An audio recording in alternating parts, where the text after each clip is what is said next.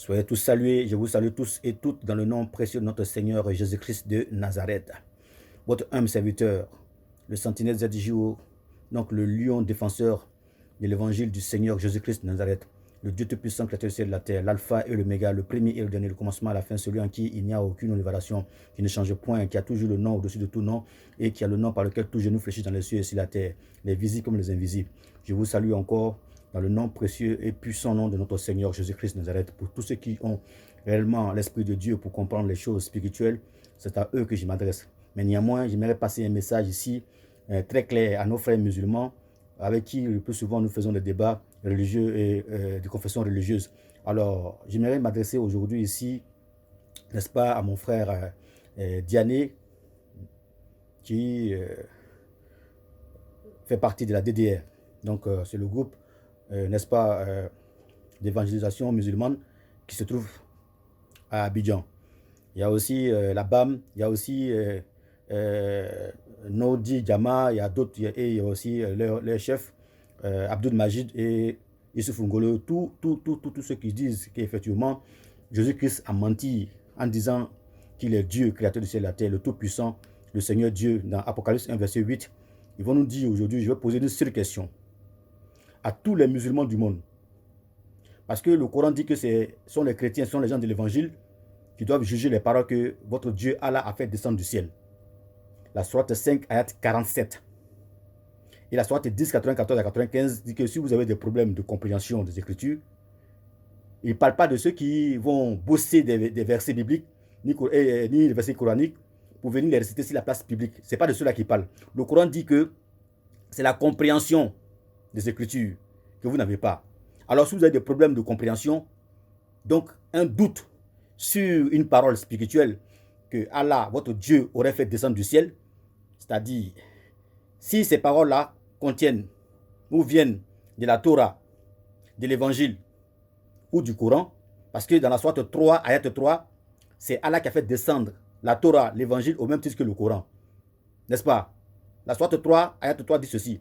Et il a fait descendre sur toi le livre, parlant de Mohammed, hein, il a fait descendre sur toi le livre avec la vérité. Ce n'est même pas le livre de vérité, hein, c'est le livre avec la vérité. Confirmant, pour confirmer les livres descendus avant lui. Et il a fait descendre la Torah et l'Évangile. Ici, ces livres-là qui sont descendus avant le Coran. Vous voyez? Voilà. Et maintenant, dans la sourate 21, 7 et dans la sourate 16, 43 à 44, Allah dit encore qu'il a donné des révélations à des hommes avant que le prophète Mohammed n'arrive. Donc, ça sous-entend que ces hommes-là sont des prophètes, les apôtres, les disciples et tous ceux qui sont, n'est-ce pas, des érudites des Écritures, y compris les gens de l'Évangile, n'est-ce pas, qui suivent Jésus-Christ et qui croient en lui et qui savent effectivement qui il est réellement. Voilà. Donc, je vais poser une question, une seule question. Parce que tout le temps qu'on pose des questions à nos frères musulmans dans les débats, ils survolent la question et ils vont ailleurs. On pose une question, ils ne répondent pas à la question, hein, parce qu'ils savent que s'ils répondent à la question, c'est foutu. L'islam est foutu. On n'en parlera plus de l'islam. C'est-à-dire qu'on ne parlera plus de Allah, on ne verra pas Allah comme Dieu. Donc, quand on leur pose une question, ils ne répondent pas à la question. Écoutez-moi très bien. Je vais poser une question capitale. Je vous dis, hein, ni Diané, ni, comment on dit, Smalaka, ni les chefs même, Majid, ne peut pas répondre correctement à cette question. Directement, il ne peut pas répondre. Il va bifurquer pour aller ailleurs. La seule question qu'il pose, auquel on répond toujours, est-ce que Jésus-Christ de Nazareth a dit de sa propre bouche qu'il est Dieu? On dit oui, il a dit. Mais d'ailleurs, ou bien d'abord, Jésus-Christ de Nazareth n'est pas venu sur la terre ici pour dire qu'il est Dieu. Il pouvait rester dans le ciel pour dire qu'il est Dieu par les prophètes. Il dit que Jésus est venu pour chercher et sauver ce qui est perdu. Et la volonté du Père, c'est celui qui voit le Fils et qui croit en lui, qui a la vie éternelle. Vous voyez, il n'est pas venu pour dire que je suis Dieu, je suis Dieu. C'est trop enfantin ça. On reconnaît Dieu par ses attributs. Si quelqu'un vient vers vous, par exemple, il vous dit que je fabrique des chaises, des lits, des tables et des buffets, sans même qu'il vous dise qui il est, n'est-ce pas là un menuisier? Si, c'est un menuisier. Si quelqu'un vient vers vous et vous dit que lui, il répare des voitures en panne, sans même qu'ils vous disent que, ouais, qu'il est mécanicien. N'est-ce pas là un mécanicien? Si, c'est un mécanicien. Alors ma question que je pose à tous les musulmans du monde, hein, dans tous les 4 coins du monde, si effectivement ils disent qu'ils sont vraiment de la vérité, parce que le Coran les parle, allez voir ceux qui lisent le livre révélé avant le vôtre. Et ce sont eux qui doivent juger les paroles que Allah, votre Dieu, a fait descendre du ciel. Mais vous ne comprenez pas ça. Maintenant, je vais vous poser la question. D'abord, avant de poser la question, est-ce que le Coran croit que les livres descendus avant le Coran, en l'occurrence le livre de Moïse qui est la Torah, le livre de David qui est le Zabour, le livre de comment on appelle Jésus qui est l'évangile, est-ce que la Torah croit en ces livres-là, oui ou non? Oui, le Coran répond que oui, il croit en Allah et il croit en ces livres-là. Il ne fait aucune distinction entre ces livres. Sourate 2, ayat 136. Et la sourate 5, ayat 68, Allah va encore aggraver la situation pour dire que si ceux qui ont des livres ne se conforment pas à la Torah et à l'évangile, ils ne sont basés sur rien du tout. Donc, en contrepartie, pour être basé sur quelque chose de solide dans la spiritualité, il faut se conformer à la Torah et à l'évangile. Or, la Torah et l'évangile ne se trouvent pas dans le Coran, ni dans les journaux, ni dans les bandes dessinées. La Torah se trouve dans la bibliothèque appelée la Bible. La Bible, ce n'est pas le mot Bible qui est la parole de Dieu. Ce sont les livres qui contiennent c'est cette bibliothèque-là, appelée la Bible, là, qui est la parole de Dieu. S'il vous plaît. Voilà, maintenant je reviens à la question. Et cette question est posée à tous les musulmans. Oui, tous les musulmans qui disent qu'ils sont de la vérité, qui nous répondent. Parce que j'ai posé la même question à Diané, de la DDR. Je vais demander à Diané qui envoie les prophètes. Diané me répond, c'est bien Oussa Diané, hein? Voilà. Je ne parle pas que Diané. Je parle de le prédicateur comment on dit, musulman Oussa Diané de la DDR. Je lui ai posé la question dans un de nos débats. Diané, dis-moi, qui envoie les prophètes? Diané répond, c'est Dieu. Il dit, c'est bien. Même ma fille même aurait répondu comme ça. Même mon perroquet allait avoir la même réponse. Et puis je lui pose encore la question, je lui pose 3 questions. Qui envoie son ange? Il me dit que c'est Dieu. Il dit, c'est bien. Et maintenant, la dernière question que je lui ai posée, que tout le monde sait, tous ceux qui prient sur la terre ici, qui sont religieux, qui sont croyants, tout le monde demande pardon pour ses péchés à Dieu. Donc je lui pose la question, qui pardonne les péchés sur la terre ici? Parce que ce n'est pas dans le ciel on pardonne les péchés, hein, c'est sur la terre ici. Qui pardonne les péchés sur la terre? Il me dit c'est Dieu. Il dit c'est bien. Voilà, donc je vais te donner quelques versets. Je vais citer quelques versets. Et puis tu vas me dire le nom qu'on va entendre là, de celui qui répond à toutes ces caractéristiques là. Tu vas me dire c'est qui, il est qui exactement. Donc, Jésus-Christ dit, c'est lui qui envoie son ange. Apocalypse 22, verset 16. Jésus dit, et moi Jésus, j'ai envoyé mon ange.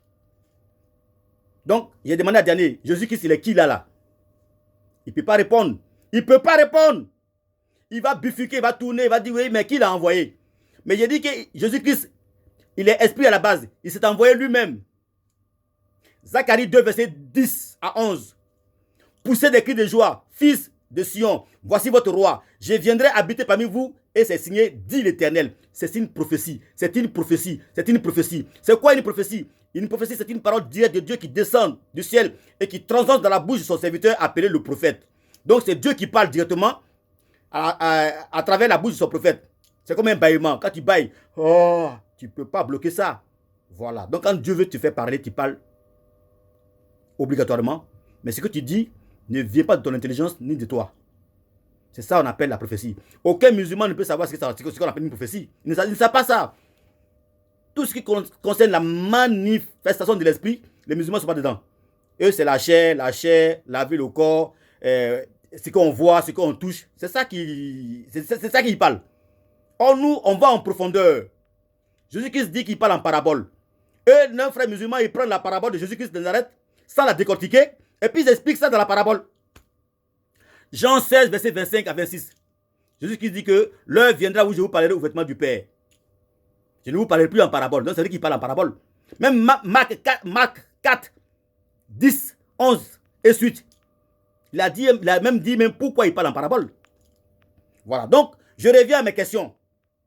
Je dis bien, aucun musulman sur la terre, si la planète Terre, ici-bas,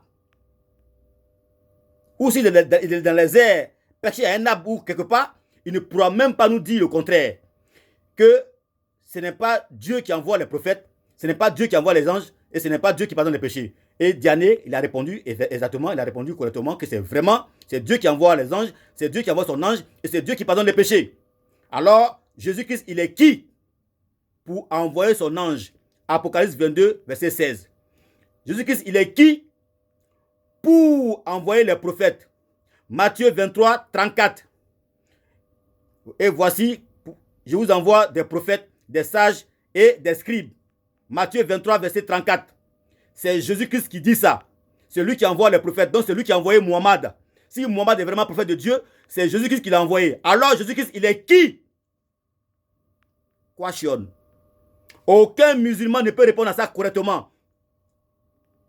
Qui l'a envoyé? J'ai répondu. Celui qui l'a envoyé, c'est l'Esprit de Dieu lui-même qui s'est envoyé. C'est l'Esprit de Dieu qui a pris chair. Donc l'Esprit là, c'est l'Esprit de Jésus-Christ de Nazareth qui est en lui. Il a répondu à cela aussi quand son disciple Philippe lui a posé la question, montre-nous le Père, cela nous suffit. Donc dans Jean 14, 8 à 10, Jésus a répondu que son Père qui l'a envoyé là, il est en lui, il demeure en lui. Colossiens 2, verset 9. En lui habite corporellement la plénitude de la divinité. Ça va pas dans vos oreilles là? Car Dieu est esprit. Jean 4, verset 24. On ne parle pas du corps. Ce n'est pas le corps qui est Dieu. Le corps a été envoyé, comment dire, créé par l'esprit de Jésus-Christ lui-même qui est en lui, qui est à l'intérieur. Philippiens 2, 5 à 7. Il s'est dépouillé de sa gloire. Tous les rayons que Dieu avait. Parce que Dieu, lui, à la base même, c'est un feu dévorant. Alors, il s'est dépouillé de tous ces feux dévorants et il a pris un corps comme un simple serviteur. C'est écrit. Alors, je reviens à la question. Dites-nous, vous les musulmans qui parlez là, surtout le petit, comment on appelle, Aka, qui fait beaucoup de bruit là. Réponds à la question, Aka. Après Diané. Diané ne peut pas répondre à la question. Ni Aka. Ismaël Aka ne peut pas répondre à la question. Ni, comment on dit, Majid. Abdul Majid, il ne peut pas répondre à la question. S'il répond à la question, on ne parlera plus jamais de, comment dire, Allah ou quelqu'un d'autre. C'est fini. Qui envoie les prophètes? Question. Numéro 1. Qui envoie les anges? Question numéro 2. Et qui pardonne les péchés? Ça, si vous nous dites que vous voyez que c'est Bernard ou c'est Grégoire, alors vraiment, c'est pas la peine. Parce que Diané a déjà répondu. Il dit que c'est Dieu qui envoie les prophètes, c'est Dieu qui envoie les anges et c'est Dieu qui pardonne les péchés.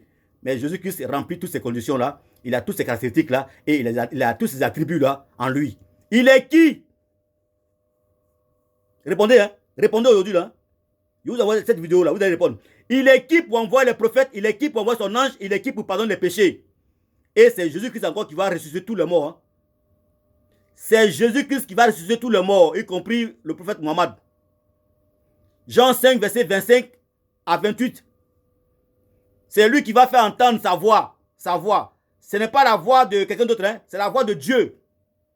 Parce que Sourate 35, verset 22 dit que c'est Allah ceux qui fait entendre les vivants et les morts.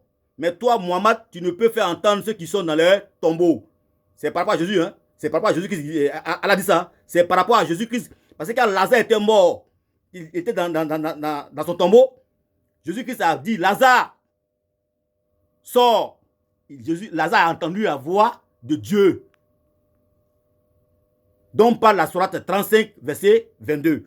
C'est seul Dieu qui a la voix qui fait entendre ceux qui sont morts et couchés dans les tombeaux. Seule la voix de Dieu, on ne peut pas trafiquer ça. On ne peut pas dire qu'il a eu la permission. On ne peut pas avoir une permission de Dieu pour avoir la voix de Dieu. C'est seul Dieu seul qui fait entendre ceux qui sont dans les tombeaux. Seule la voix de Dieu. Alors vraiment, si effectivement nos frères musulmans sont vraiment des croyants et des soumis, ils doivent être soumis à la parole. Comme le dit la sourate 10, 14 et la sourate 5, 47. C'est nous qui devons juger. Vous lisez, vous taisez et puis nous on explique. La version que vous ne comprenez pas là. Nous, on va expliquer ça. C'est ça qui est la vérité. Et je pense que tous ceux qui vont écouter cette vidéo là, vous avez l'opportunité de pouvoir décortiquer les versets que j'ai donnés là. Et puis analyser pour voir vraiment si ce que je dis c'est faux. C'est Jésus-Christ qui est le Dieu véritable et la vie éternelle. Créateur du ciel et de la terre, manifesté en chair selon les Écritures. Et c'est en son nom que les démons tremblent. Je vous remercie. Mais la question est demeure. Qui est Jésus-Christ de Nazareth pour envoyer les prophètes? Qui est Jésus-Christ de Nazareth pour envoyer les anges? Qui est Jésus-Christ de Nazareth pour pardonner les péchés? Nous tous qui croyons en Dieu, nous nous fléchissons aux genoux, nous nous mettons en genoux pour pouvoir demander pardon à Dieu pour nos péchés.